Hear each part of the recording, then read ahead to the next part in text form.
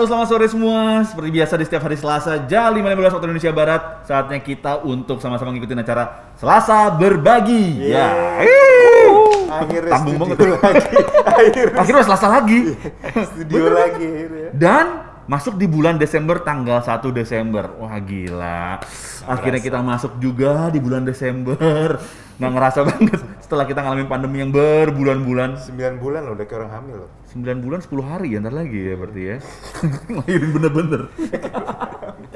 Tapi yang pasti kita nggak lelah dan juga nggak capek untuk terus ingetin kamu semua bahwa Selasa Berbagi adalah waktunya kita semua untuk berbagi hidup buat orang sekitar kita, berbagi hidup juga buat orang-orang yang mungkin ada tetangga kita, dia adalah tetangga kita, dia adalah orang-orang yang butuh bantuan kamu mungkin selama ini. Yuk, mulai sekarang coba punya kepedulian sama mereka, punya rasa untuk bisa ngebagiin Injil juga dalam kehidupan mereka.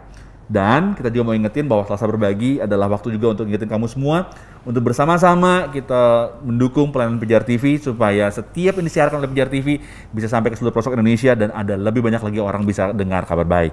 Dan kita semua mengundang kamu untuk berbagi bareng-bareng yuk. Apa yang kamu punya terdonasikan ke Pijar TV melalui rekening BCA 5055182121 atas nama Yayasan Pelayanan Media Indonesia. Oh itu, oke.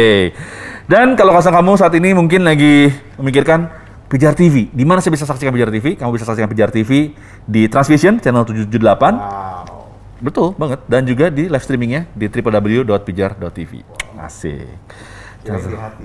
Di hati kamu tuh udah pasti, men. Karena kalau misalnya ngeliat Pijar TV dan ngeliat dari hati, itu semua akan terlewat begitu saja. Bodoh amat. Oke, lanjut.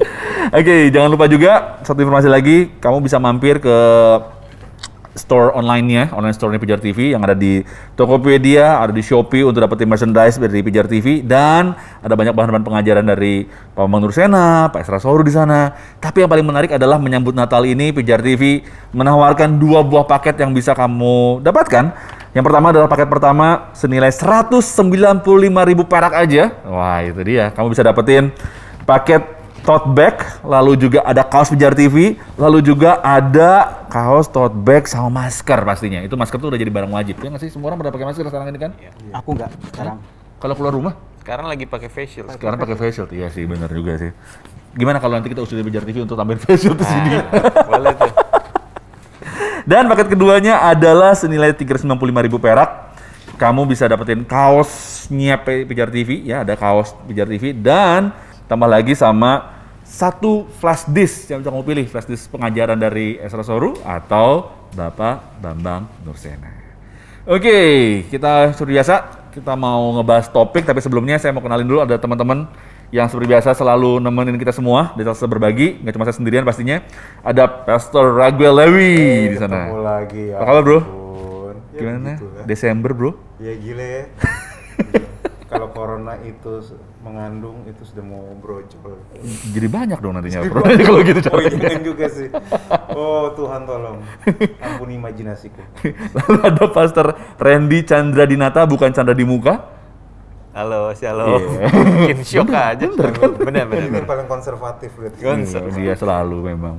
Roma Ya, Roma 8 ayat 28 ya. Dan ini ada Pastor Peter Patrick Hah? dari Bikini Bottom.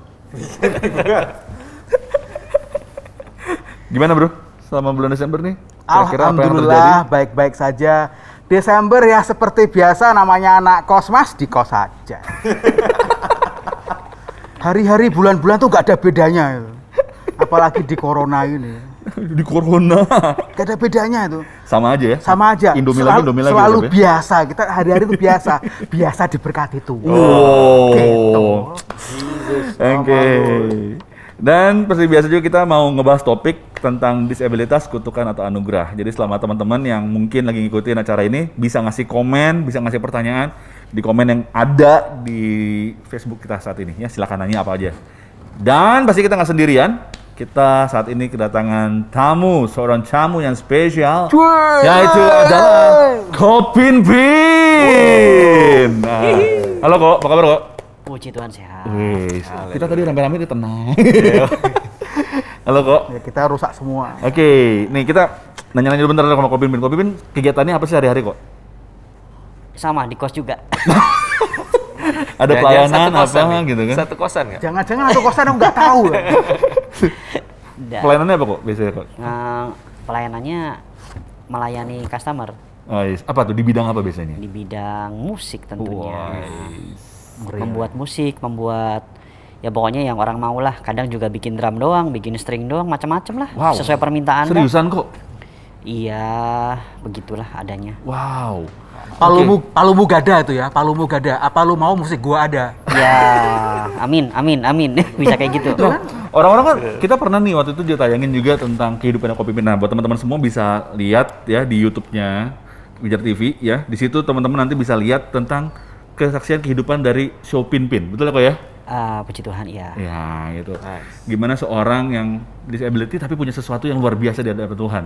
Ya, puji Kok Tuhan. bisa cerita dikit kok kehidupan itu tentang apa sih kok sebetulnya kok? Boleh cerita dikit aja kok. Di video itu Yes. tentang kejadian-kejadian yang aku alami. Ya, waktu awal di Jakarta, ya bagaimana kehidupan sehari-hari, Tuhan selalu menyertai gitu. Wow. Oke. Jadi perjalanan dari rantau ya Kopi Pin ya ke Jakarta. Rantau, benar. Merantau ke Jakarta, terus gimana Tuhan sertai sampai hari ini dengan segala keterbatasan yang Kopi Pin punya, tapi itu memiliki keluar biasaan di dalam Tuhan ya kok ya. Ya. Oke. Kalau disuruh ngulangin lagi kayaknya nggak sanggup deh. Jadi anak jalanan pada saat itu seperti yang ada di video, tapi itu semua benar-benar karena pertolongan Tuhan sih. Iya. Oke. Nah teman-teman kalau misalnya lihat Kopi Pin, ini Kopi Pin bukan gaya lagi ini, aduh karena banyak lampu terus dia pakai kacamata hitam, bukan gitu ya.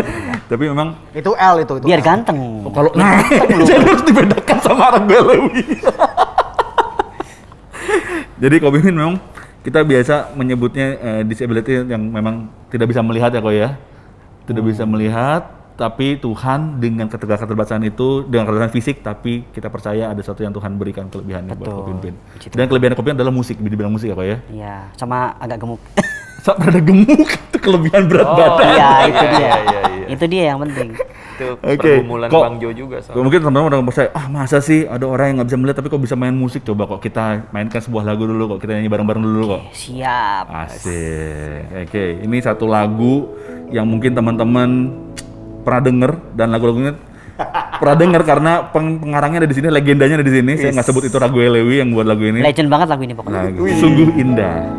Atau sungguh besar judulnya sebetulnya. Sungguh indah sebenarnya. Sungguh Indah. Kalau ref doang kan ya. Ref doang bro. Angkat. Contekan. Sungguh besar pengorbananmu bagiku, terlalu dalam untuk dimengerti, sungguh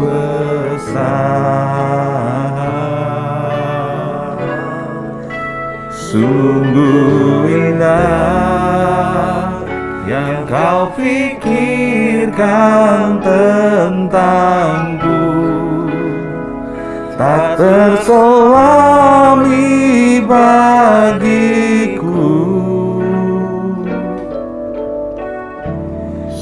sungguh indah. Sekali lagi, sungguh besar pengorbananmu bagiku, terlalu dalam untuk dimengerti, sungguh besar, sungguh indah yang kau pikirkan tentangku, tak terselami bagiku, sungguh indah. Yeah. Keren banget. Gua tadi tuh hampir muter-muter tuh, bayangin gua muter-muter gitu. Muter-muter apa? Muter kayak penari gitu. Oh. Sekarang muter-muter edarin kantong persembahan aja. Oke, kita aja betul loh. Aduh, kok pin-pinnya kita. Aduh, kok Oke, kok kita pindah kok, biar lebih nyaman kok, biar lebih Ush. nyaman. Ya. Yang penting tetap di hati Pijar TV ya. Asik. Nggak boleh berpindah ya. Pijar Nggak boleh TV berpindah. di hati. Oh iya, nggak boleh pindah di lain hati. Ya kok. Oke. Monggo kok. Sip. Siap. Ya. Apa ya kok ya duduk sebelah Peter Chris ya. Dia nggak ini kok. Nggak gigit kok. Udah di Udah dibaptis ya? Wis.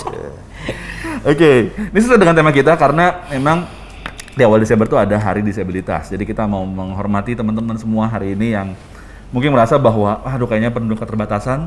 Tapi kita punya satu contoh di sini, Ko Pinpin, dengan segala hal yang Tuhan titipkan dalam kehidupannya dia bisa memaksimalkan kemampuannya. Ko Pinpin tadi kan kita lihat Ko Pinpin main musik nih tadi, Ko. ini luar biasa. Ini intermezzo lagi nih kok. Kok bisa sih kok punya hobi main musik tuh dari mana kok? Dari kecil itu kalau ditanya orang, Pin pengen jadi apa kalau gede? Nggak mungkin dong gua jawab pengen jadi dokter. Rusak yang ada dokter. Nggak, tapi nggak tahu kenapa dari kecil itu tiba-tiba kayak apa ya, muncul keinginan pengen main musik. Jadi kalau tanya orang, lu pengen jadi apa? Main musik. Gitu. Cuma nggak kebayang kalau bisa seperti sekarang ya. Itu jauh di luar pemikiran sih. Iya. Oke. Tapi perjalanannya nggak mudah sih ya. Di salah satu-satunya di video yang Pijar TV itu udah aku kasih tahu sih betapa nggak mudahnya berjuang untuk apa ya, menghidupi panggilan seorang musisi ini. Betul. Itu nggak gampang ya kok ya? Ya. Oke. Nah, tadi teman-teman juga bisa lihat bahwa gimana Ko Pinpin juga bisa main musik dengan sangat baik, dengan lancar. Bahkan Ko Pinpin ini juga aransemen lagu juga ya kok ya? Aransemen musik juga ya? Ya, masih belajar ya. Masih belajar. Udah.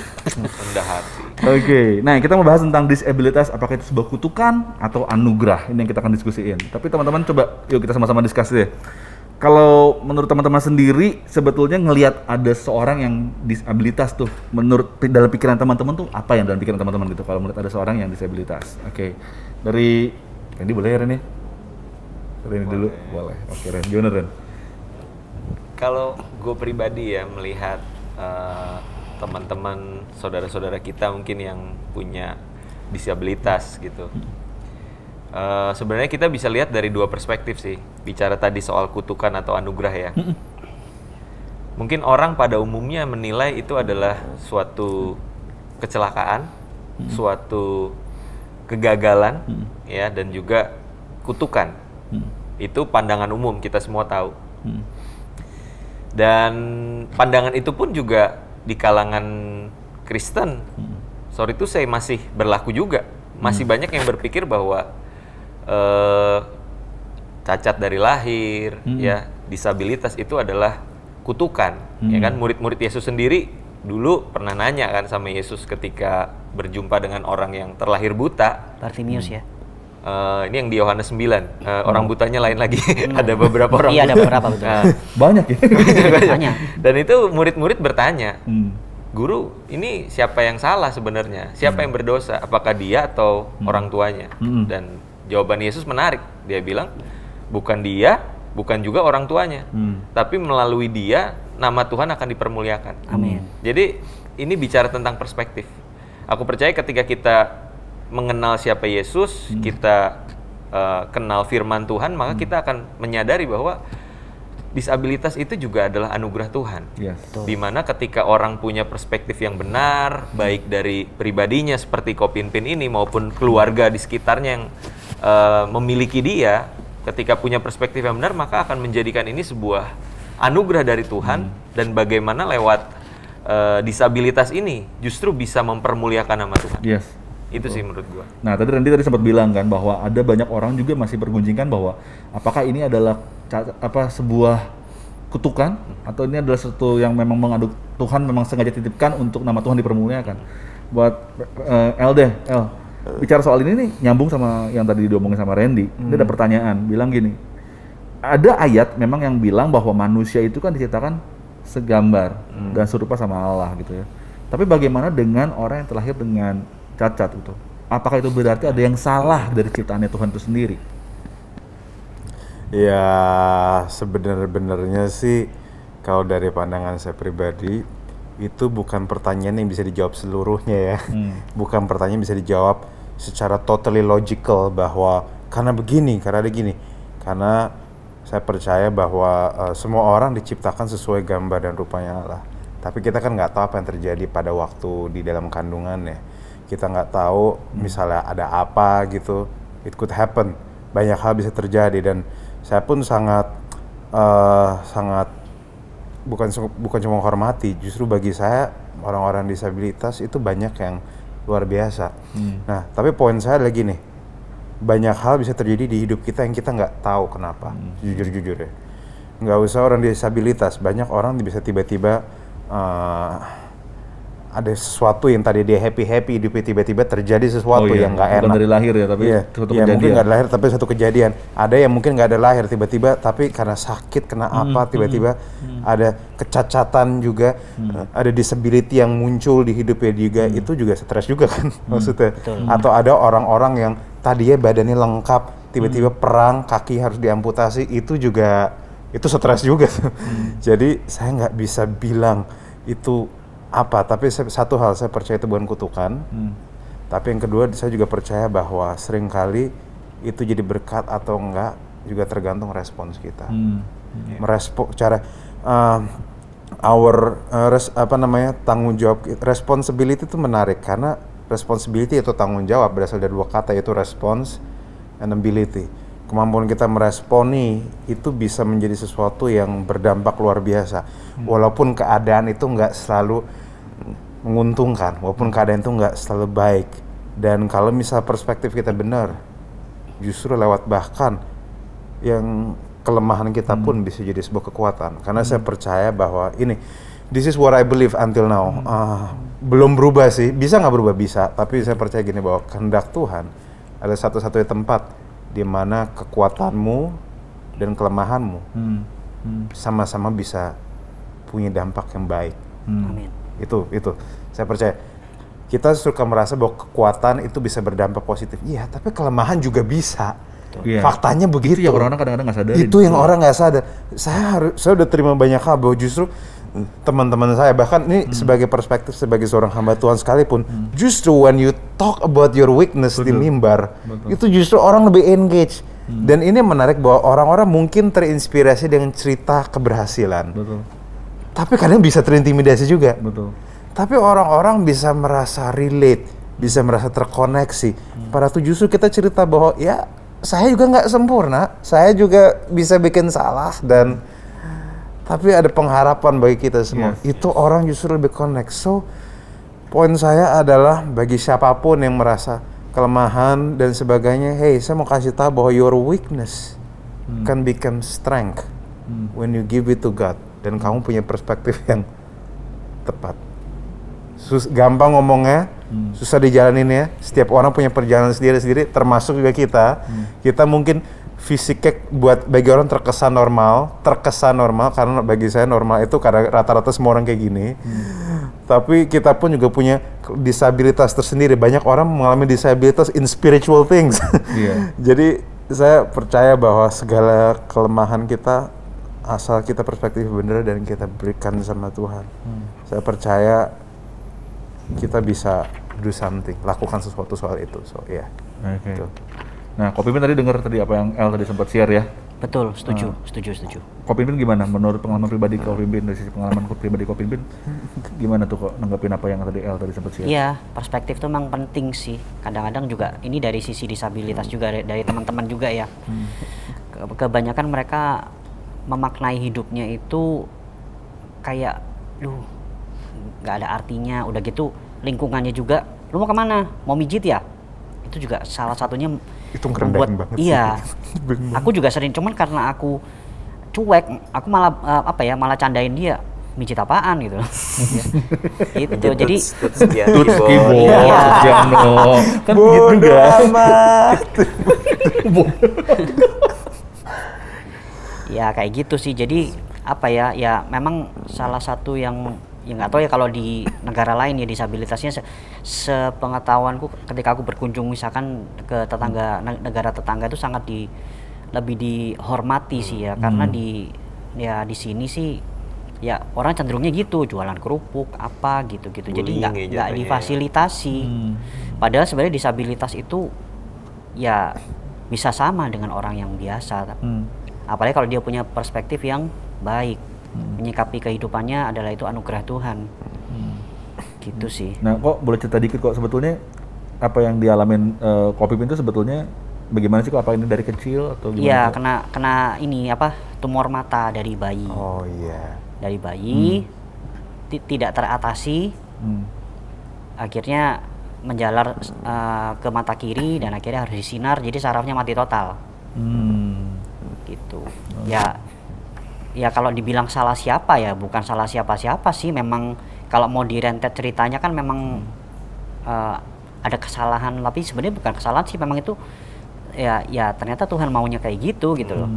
Aku nyikapinya sih gitu, bukan berarti aku harus marah sama mama aku sama papa aku yang melakukan hal-hal yang mungkin yang nggak tepat gitu loh, bukan salah ya, nggak tepat gitu, tapi cuman ya karena aku mengampuni, karena aku apa ya bisa menerima diriku sendiri. Bahkan kalau ditanya orang, lu pengen nggak sembuh? Enggak. Wow. Kenapa kok nggak pengen bisa lihat? Ya karena justru dengan kondisi seperti ini biar nama Tuhan yang nampak gitu loh. Jadi apa ya, bisa jadi berkat dalam kondisi seperti ini gitu loh.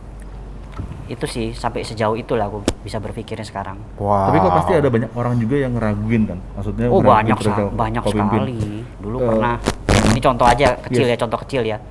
Dulu pernah misalkan diundang di satu acara gitu. Ternyata sampai sana orangnya melihat aku disabilitas. Akhirnya mungkin dia pikir, kadang bilang, Pak, dia tanya kan, mau ngapain?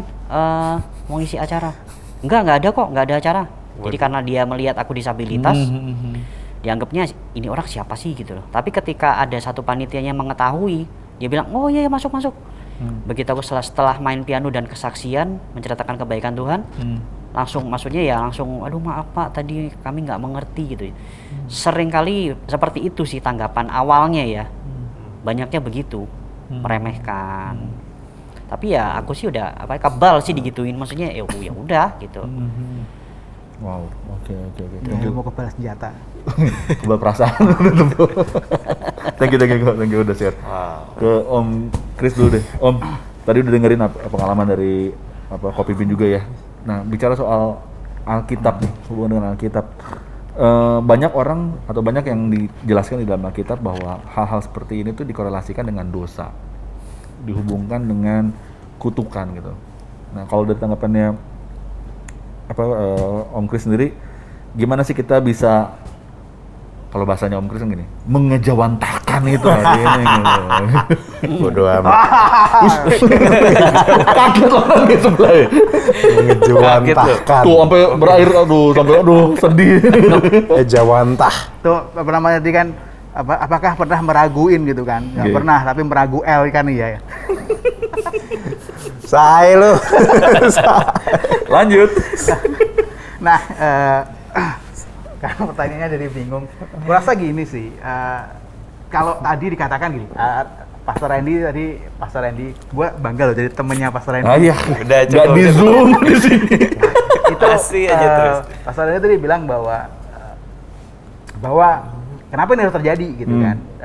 Saya nggak lihat dulu sebelum itu dikatakan, teks mengatakan bahwa yang merespon itu adalah orang-orang sekitar tuh kan. Yang kepo itu orang sekitar gitu kan. Seperti Ko Pipin tadi bilang bahwa mungkin saya nggak pengen sembuh, saya tetap bersyukur dengan seperti ini adanya gitu kan. Nah, orang-orang sekitar itu yang biasanya nggak bener responnya gitu sih. Itu respon yang nggak bener tuh orang sekitar, mempertanyakan itu apakah itu kutuk atau anugerah, terus juga tidak bisa merespon bagaimana harus merespon sewajarnya, seharusnya gitu kan. Jangankan ngomongin Alkitab, kita ngomongin kehidupan sehari-hari gitu kan. Itu kadang-kadang gue sebel gitu kan. That's why gue jadi Batman gitu kan. Karena gue bisa melihat ketidakadilan di sana. Kan gitu.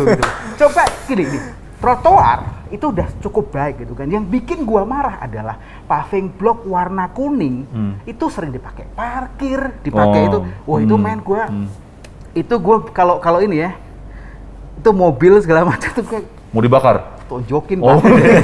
Kayak gitu itu. Tonjokin terus sakit sendiri kan. Apa namanya? Iya, itu kan bagaimana kita merespon tuh udah salah gitu kan. Jangankan kita berkaca kepada Alkitab, berkaca kepada kehidupan sosial aja.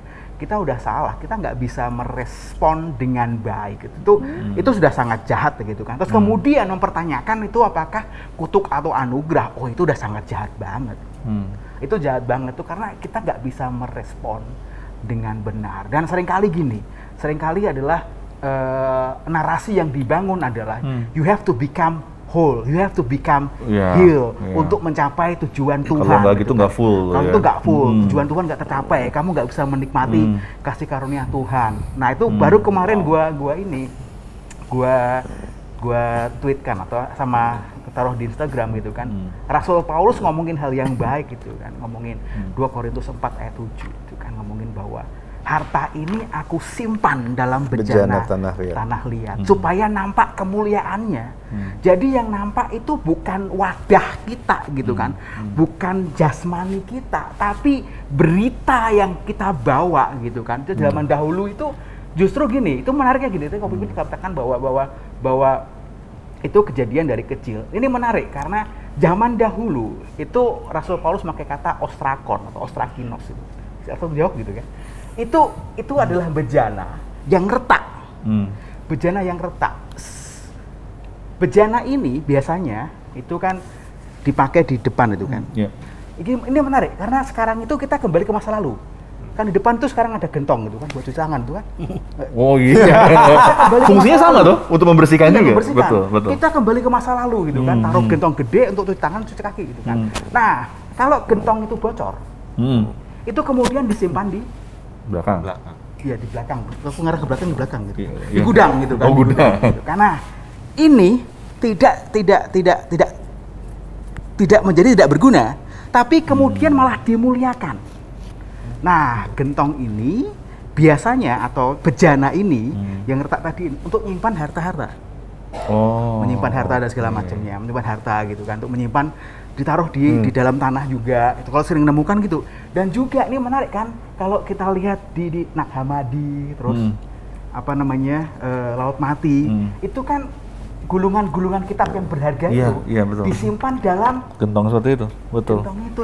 Jadi menarik bahwa menjadi mulia yang tadi hanya buat naruh air, tapi kemudian nggak perlu ditembel, tapi tetap begitu apa adanya, dan kemudian message-nya taruh di dalam itu tadi, semua harta yang berharga tadi itu menarik karena orang bukan melihat lagi gentongnya, bukan lihat bejananya, tapi melihat dari apa message yang dibawanya. Loh, kita melihat Kopimpin bukan ketika kemudian dia berbicara ada Kristus di sana, ada Injil yang disampaikan, ada kabar sukacita yang itu yang Rasul Paulus katakan. I wanna say that Tuhan itu bisa berkarya di hidupmu, tidak perlu menunggu sampai kamu pulih, sampai kamu sembuh segala macam. Bukan berarti Tuhan nggak mau menyembuhkanmu, bukan. Tetapi Tuhan bisa pakai kamu dalam keadaanmu seperti sekarang ini. Betul. Gitu. Jadi gua pengen merubah narasi yang sering dikemukakan di berbagai mimbar gitu. Come on, preach it.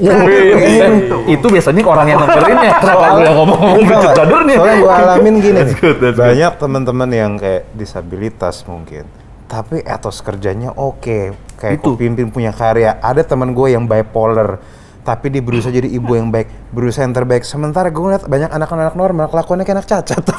Iya. Etos kerjanya payah. Iya, nggak bisa diandelin. Nggak bisa diandelin, kayak kan gitu. Sementara yang katanya dianggap remeh ini malah mereka dampaknya ada. Iya. Etos kerjanya baik, punya hidup ucapan syukur. Sementara yang kesannya kayak lengkap gitu, tapi udah kayak makhluk astral gitu, kayak nggak tahu tujuan hidup mau ngapain gitu kayak.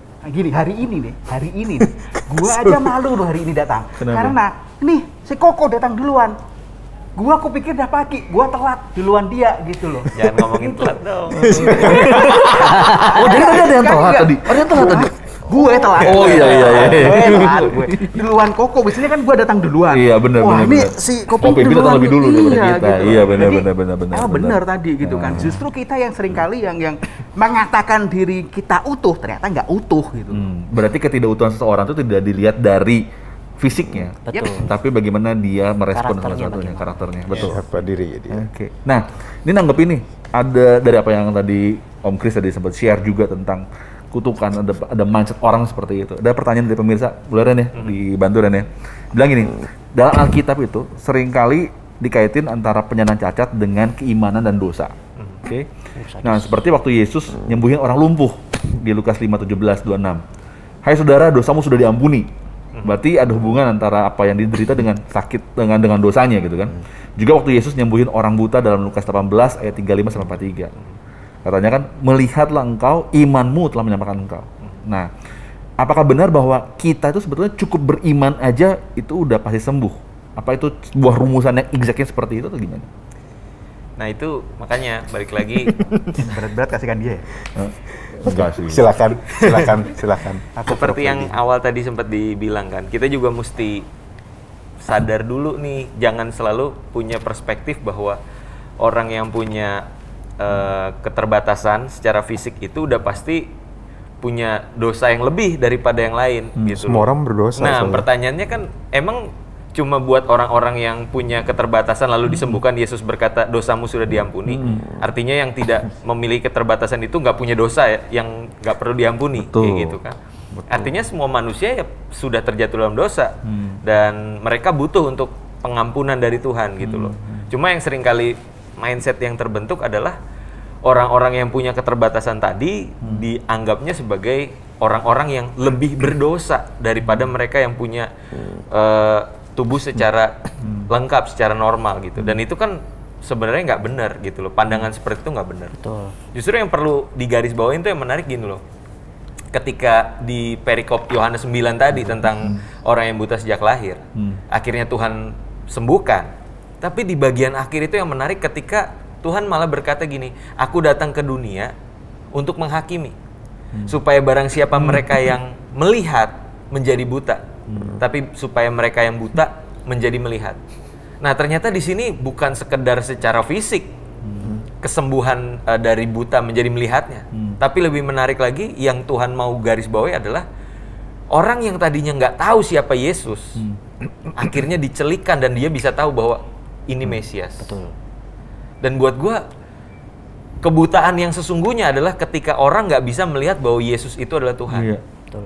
Dan berbahagialah mereka yang walaupun dalam keterbatasan fisiknya, tapi bisa melihat bahwa Yesus itu Tuhan.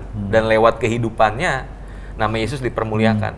Makanya ada satu tokoh juga yang punya keterbatasan fisik, tunanetra ya, Fanny Crosby. Oh iya. Penulis lagu, 8.000 lagu himne dibuat oleh dia. Dan yang menarik ketika ada pertanyaan, kalau misalkan kamu diberi kesempatan untuk sembuh, kamu mau nggak? Dan yang tadi aku dengar jawaban dari Kopinpin sama. Iya. Ya, enggak. Terus kita bisa menikmati ini aja. Yes. Betul. Dan dia bilang, kenapa? Karena kalau saya, Tuhan izinkan disembuhkan mungkin dan punya penglihatan, bisa jadi apa yang saya lihat itu mendistract saya dari apa yang Tuhan tetapkan untuk aku menghidupinya. Menarik. Dan buat dia katanya, ketika saya melihat, biarlah nanti di surga nanti juru selamat saya, kekasih jiwa saya, itulah orang pertama, pribadi pertama yang saya lihat ketika saya bisa melihat.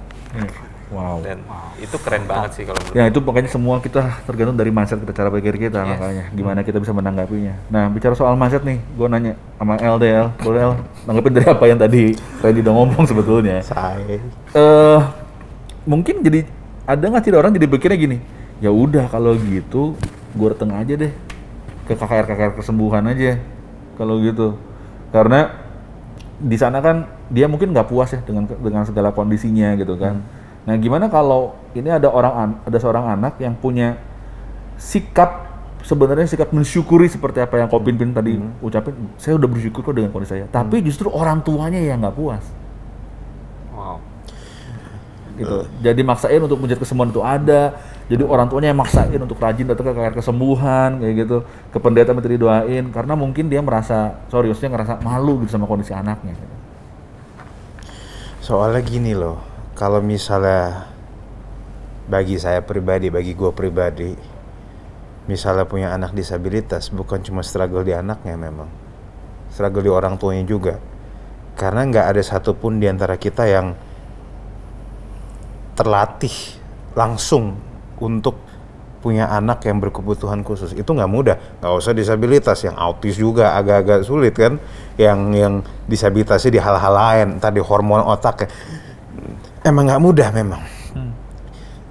Bagi saya sih secara pribadi, ini pribadi doang ya, awal-awal kalau misalnya memang si orang tua cari ke KKR kesembuhan dan sebagainya, saya lebih lihat itu sebagai tanggung jawab seorang ayah dan ibu, bukan cuma sekedar malu, tapi karena memang seorang ayah dan ibu pasti mau usaha yang terbaik bagi anaknya. Itu kita nggak bisa langsung bilang bahwa oh ayah ibunya nggak bisa terima, nggak. Seorang orang tua yang normal pasti begitu.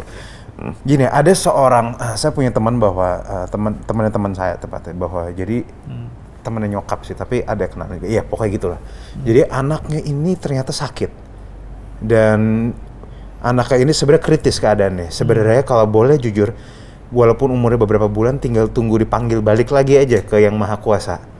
Tapi sebagai seorang nenek dan sebagai seorang ayah dan ibu, walaupun tahu anaknya krisis, mereka masih tetap memperjuangkan. Makanya udah disiapin dananya. Mereka harus pergi ke satu kota dengan takut COVID dan sebagainya. Mereka terabas untuk bisa anak ini dapat kesembuhan, dapat treatment yang benar. So bagi saya bisa mengerti kalau seorang tua kayak gitu. Cuma yang kita perlu mengerti adalah bahwa we have to be honest, kita harus bisa terima bahwa kadang apa yang kita minta dan yang kita usahakan belum tentu itu sama dengan yang Tuhan mau jawab. Bisa nggak anak itu tiba-tiba sembuh pas di KKR? Bisa aja, kita percaya Tuhan masih punya mujizat. Tapi bisa nggak enggak? Enggak. Ya bisa juga. It's possible, bisa juga enggak. Jadi saya nggak bisa bilang untuk menghakimi dan sebagainya. Tapi saya sangat mempercaya bahwa sambil orang tuanya berusaha yang terbaik, mungkin orang tua juga perlu tetap berdamai dengan keputusan Tuhan. Karena gimana pun bukan kehendak kita yang jadi, tapi kehendak Tuhan yang jadi. Sambil berusaha yang terbaik, kita juga harus tahu bahwa iman terbesar itu bukan iman bahwa seorang apa yang tantangan kita itu pasti beres. Tapi iman terbesar adalah saat walau tantangan kita belum beres sekalipun, Tuhan menyertai kita. Saya rasa iman seorang orang, karena setiap orang pun punya perjuangan iman sendiri, dan untuk sampai situ memang butuh perjuangan. Saya lihat teman-teman gue yang anak-anaknya memang juga berkebutuhan khusus, udah didoain, ditumpang tanganin, dikasih minyak urapan nggak tahu udah berapa ton gitu, udah berapa galon, belum sembuh-sembuh, udah diperkatakan iman, kagak sembuh juga, ya mau gimana? Mereka mau nggak mau, mungkin pada akhirnya mereka harus berdamai bahwa walaupun tantangan ini ada, we gonna accept this, kami akan terima ini, dan kami percaya bahwa yang bersama kami lebih besar dibanding tantangan dan lembah kekelaman di sini. Cuma itu aja yang saya bisa ngomong. Gue mau nambahin sedikit sih, karena ini pengalaman juga. Waktu itu ada anak master plan yang punya sepupu perempuan, masih SD, tapi dia punya keterbatasan tuh bisu tuli. Dia nggak bisa bicara dan dia nggak bisa mendengar, gitu. Jadi waktu itu berapa kali selalu diajak ibadah tuh diajak, gitu kan, dan kita jadi kenal. Dan beberapa kali pun Tuhan gerakan hatiku untuk berdoa buat dia gitu. Ya kan, kita berdoa sama-sama, yuk kita tumpang tangan, kita doakan sekali. Ya nothing happen lah gitu lah. Nggak ya tiba-tiba, wah bisa mendengar, bisa bicara, enggak. Sekali, dua kali kita lakukan itu. Tapi aku lihat memang ada bentuk apa ya, ada bentuk kepedulian, rasa kasih sayang, sehingga orang tuh mengusahakan yang terbaik buat dia gitu loh. Ya pengennya sembuh, pengennya ngalamin mujizat gitu kan. Tapi kalaupun enggak, yang aku suka, yang aku syukuri dari keberadaan perempuan ini, si Clarissa namanya, di tengah master plan, di tengah keluarganya, itu justru membuat kita tuh, orang-orang di sekitarnya lebih punya awareness gitu. Bagaimana sih membangun sebuah lingkungan yang sehat buat dia, bagaimana dia bisa ngerasain tuh diterima, disayangin gitu loh. Jadi anak-anak tuh bisa yang, Clarissa sini di pangku, dia main game, kita sambil nemenin dia kayak gitu. Jadi aku berharap sih lewat orang-orang yang ada di sekitar itu, kita jadi lebih punya rasa simpati dan juga empati gitu loh. Bagaimana kita membangun satu komunitas yang bisa menerima orang-orang tersebut, ya, memberikan kasih sayang kepada mereka, dan justru kita bisa memotivasi orang itu untuk keluarin yang terbaik dari dalam diri dia. gitu. Dan berapa kali kita lihat kan dalam kehidupan kayak Ko Pin Pin, terus Nick Vujicic, orang-orang yang justru punya keterbatasan itu bisa benar-benar membawa dampak yang dahsyat gitu loh. Nama Tuhan sangat dipermuliakan, dan mungkin ya tadi benar jadi tamparan tersendiri buat kita yang mungkin kelihatannya baik-baik saja gitu loh. Kalau kita nggak mengembangkan potensi dengan sebaik-baiknya. Iya. Gitu. Nah Ren, lu kan udah married nih Ren. Kalau suatu hari nanti nih, Ini kayaknya pernah deh pertanyaan ini. Tuhan izinin gitu ya, ada disabilitas, anak yang punya disabilitas gitu dalam kehidupan lo gitu ya, kehidupan keluarga lo, apa yang akan lo lakuin? Ya pastinya awalnya belajar untuk menerima itu. Kita ngusahain dulu kan yang terbaik gitu. Gue kopas jawaban L aja ya. kita pasti usahain dulu gitu loh, bagaimana anak ini Terus dipulihkan, disembuhkan Pasti. secara fisiknya gitu kan. Pasti itu kita usahakan. Tapi kalaupun enggak gitu, ya kita belajar berdamai dengan keadaan. Yang pertama yang mesti dipulihkan itu pasti spiritualnya dia, psikologisnya dia gitu, si anak ini sendiri. Itu bagaimana dia juga belajar untuk menerima keberadaan dia gitu. Dan bagaimana dia bisa menerima keberadaannya kalau orang tuanya menolak dia gitu loh. Iya. Nah, itu yang kita juga mesti berdamai gitu. Dan balik lagi, kita nggak bisa lakuin itu kalau bukan kasih Tuhan yang memenuhi kita. Kalau kita nggak memandang bahwa iya ya, emang gue di mata Tuhan udah sempurna. Emang di mata Tuhan gue tuh udah jadi anak yang tanda kutip normal. Kita aja suka aneh-aneh gitu kan di mata Tuhan, tapi Tuhan tetap mengasihi, menerima kita apa adanya. Nah, itu yang coba kita kita tanamkan di hati kita, dan juga kita tanamkan di hati anak kita gitu loh, bahwa apapun yang terjadi, bagaimanapun keberadaanmu, ya kamu tetap anak kesayangannya Papa kayak gitu. Yes. Gue tambahin. Biblical nih. Widih. Jadi tadi El tadi katakan, gue tambahin sedikit aja. Yes, please. Itu gue setuju banget gitu kan.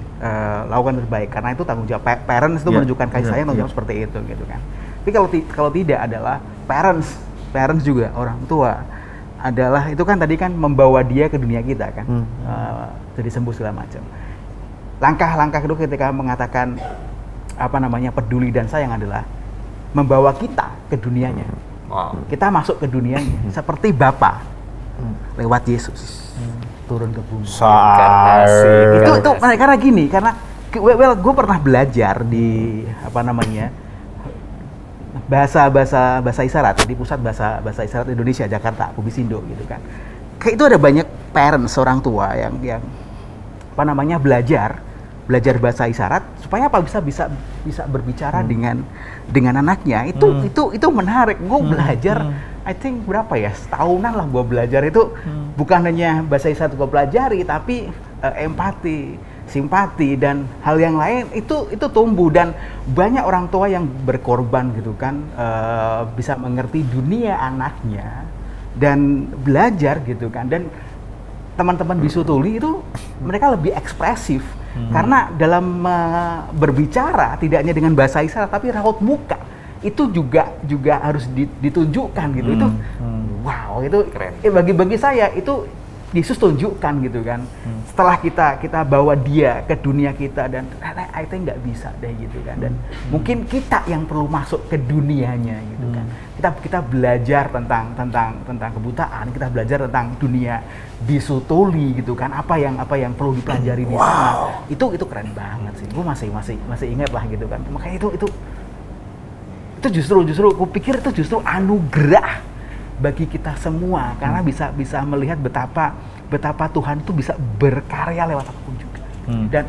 Dan ceritanya, kasihnya, narasinya, keselamatannya kita bisa lihat dalam skop-skop yang kecil. Itu main keren, man. Terus, tapi apa yang ngebuat lu sampai pengen belajar untuk bahasa isyarat?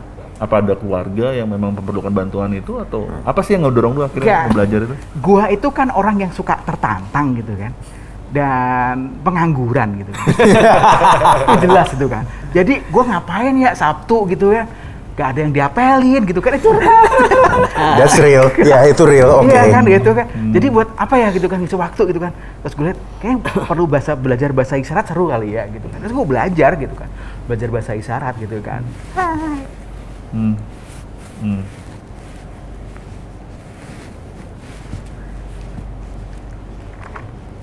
Itu artinya nama saya tadi huruf kan, Chris gitu kan.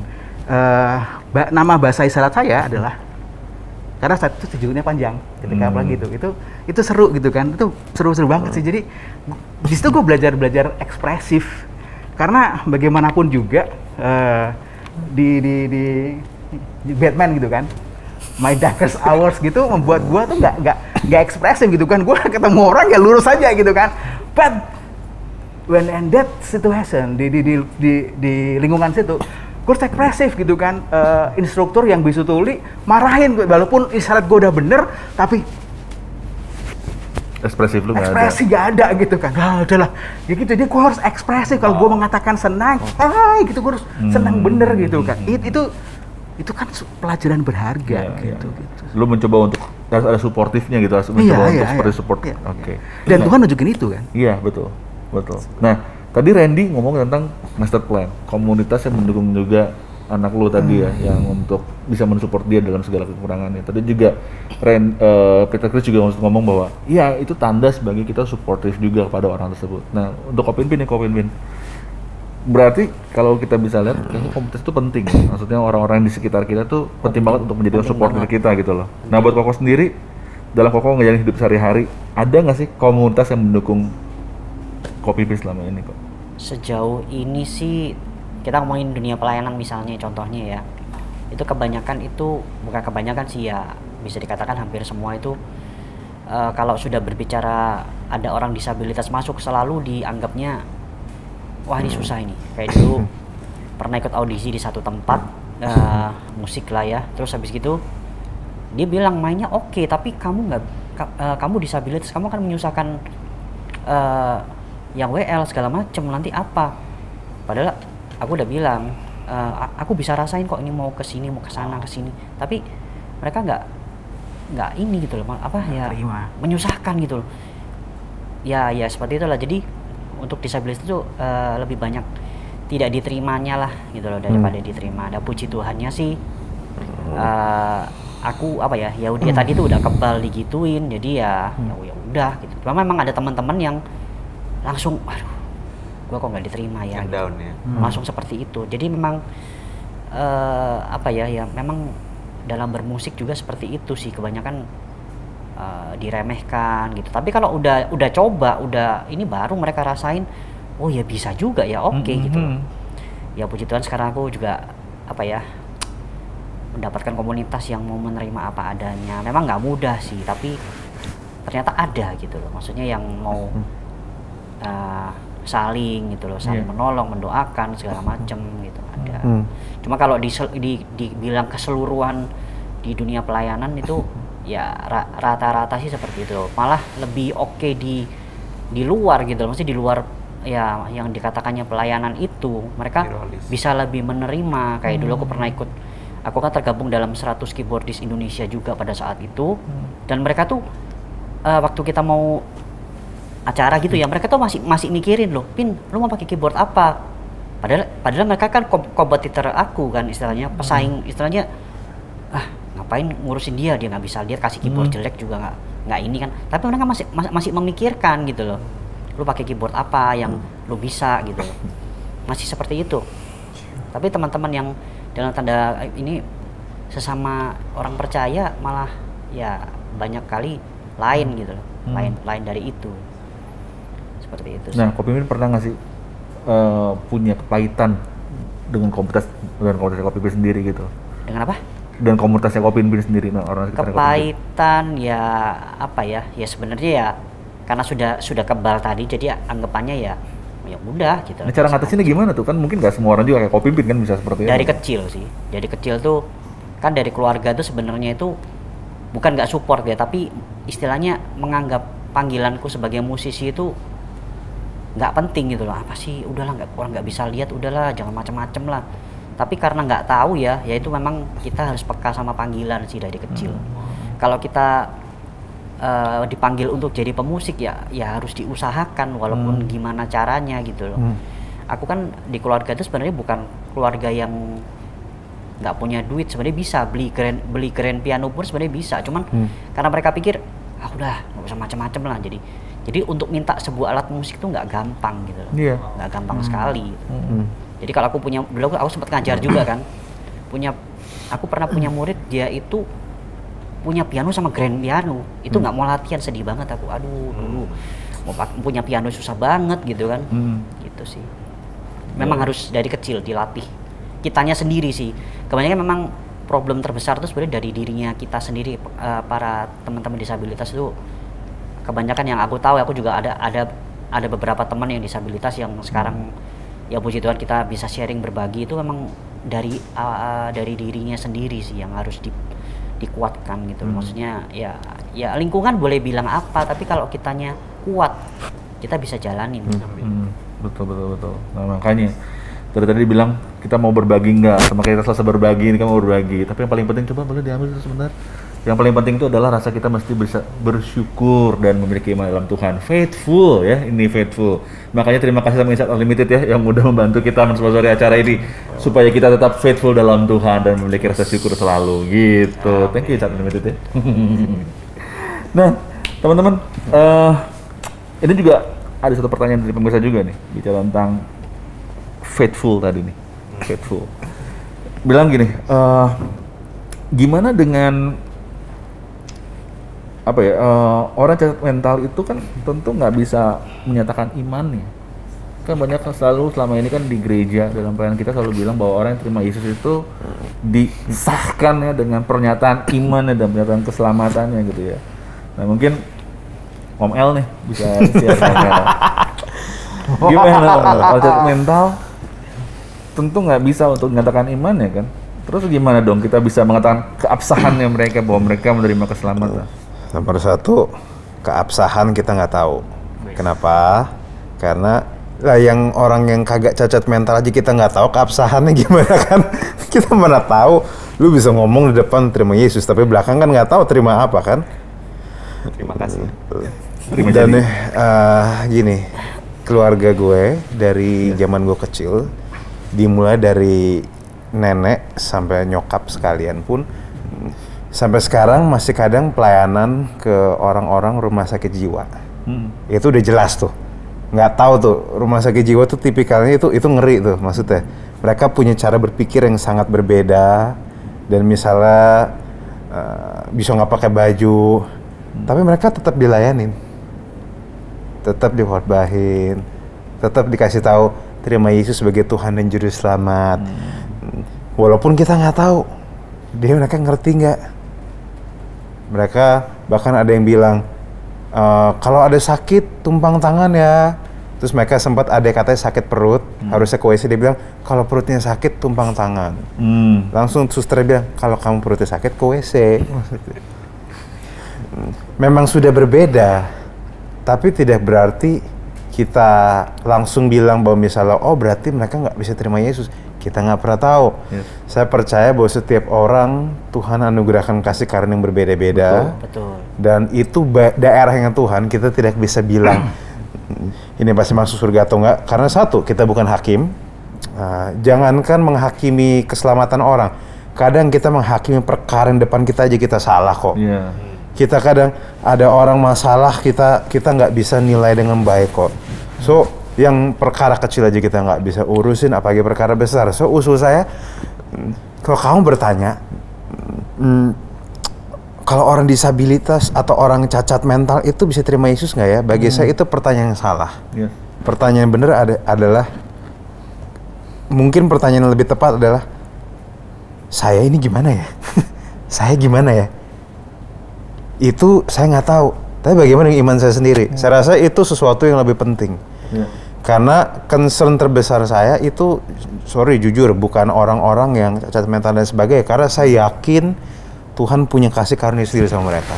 Tapi concern saya sama orang-orang yang katanya pikirannya normal dan katanya sudah terima Yesus, tapi kelakuannya nggak kayak gitu. Itu lebih concern bagi saya. Betul. Itu lebih berbahaya bagi saya. Pengen siram air termometer atau nggak? Air termometer, air raksa atau nggak? Maksudnya kok lu udah dikasih semua yang terbaik, kok kelakuan lu kayak bodo amat lah, ya gitulah maksudnya.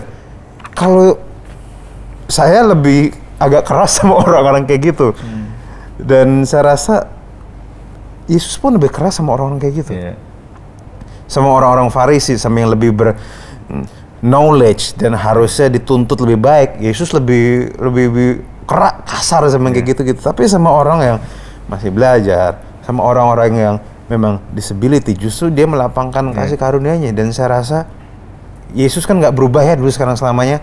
Saya rasa that's something that He will do even now. Sama orang-orang yang memang ada kelemahan fisik, dia akan sangat berbaik hati. Tapi sama yang normal-normal, yang pikirannya normal, hati-hati kamu. Itu aja, hati-hati kamu. Dan buat tambah itu. Iya, setuju sama yang El katakan ya, bahwa memang Tuhan kan berikan segala sesuatu tuh sesuai dengan kapasitas masing-masing. Tuhan nggak akan menuntut sesuatu yang di luar dari kapasitas orang tersebut. Gitu. Jadi orang yang punya gangguan mental, sejauh mana dia bisa menanggap, jangankan soal terima Yesus, soal makan aja susah, sehari-hari aja bingung ya kan, bagaimana meresponnya gitu. Tapi bukan berarti kita sebagai hamba-hamba Tuhan, sebagai orang-orang yang melayani jiwa-jiwa, lalu kita tidak memikirkan mereka sama sekali gitu. Dan ada beberapa tempat gitu ya, salah satunya namanya Panti Gerasa, mungkin pernah dengar juga ya. Itu orang-orang yang perempuan-perempuan yang mengalami gangguan kejiwaan, itu dibiarkan telanjang di jalan, tidak ada keluarga yang mau mengurus, akhirnya mereka menampung. Dari yang tadinya benar-benar udah bahasanya tuh udah udah ngelek lah gitu ya, udah rusak gitu. Itu bisa yang namanya mulai dilatih terus, lama-lama hafal ayat Alkitab. Lebih banyak mungkin dari orang normal. Itu yang jadi aneh juga kan gitu. Mereka bisa melafalkan ayat Alkitab dengan baik dan mulai belajar disiplin waktu, bagaimana mengelola hidup sehari-harinya di rumah orang-orang gangguan mental itu. Dan itu sangat bagus sih menurut aku gitu. Jadi bukan bagian kita lah untuk menghakimi siapa yang masuk dan enggak gitu, tapi bagian kita adalah menjadi menjadi lingkungan yang ramah buat mereka. Nice. Gitu. Oke, ya thank you teman-teman udah ngasih opini masing-masing. Thank you Ko Pimpin. Ya. Udah ngasih opini masing-masing juga. Namanya pas tuh. Apa? Kau pimpin. Kau pimpin hidupku. Oh, salah. Longso banget. Oke, menyambut Hari Disabilitas Nasional, makanya kita angkat tema ini supaya kita juga bisa menghormati keberadaan teman-teman kita. Mereka adalah manusia juga, mereka sama seperti kita. Bahkan seringkali dalam berbagai aspek justru mereka punya hal-hal yang lebih baik daripada kita sendiri, terutama dalam hal mental dan karakter. Justru kita sendiri yang Tuhan berikan anugerah lengkap ini, justru kita yang seharusnya bisa menjadi pelengkap dalam kehidupan mereka juga. Dan tentang keselamatan, itu bukan jaminan bahwa kita yang lebih lengkap justru, atau yang lebih sempurna, kita justru lebih sempurna daripada teman-teman yang disabilitas. Bukan seperti itu. Tapi Tuhan menerima kita apa adanya, kita dikatakan segala dan serupa dengan Dia. Bukankah seharusnya kehidupan kita menunjukkan karakter Kristus dalam kehidupan kita sendiri sebagai orang percaya. Oke, dan kita pastinya akan kembali lagi dalam acara Selasa Berbagi minggu depan ya. Tetap di Facebook Live di Pijar TV jam 5.15 waktu Indonesia Barat. Dan pastinya kita masih sama-sama di Pijar TV. Salam terang bagi Indonesia.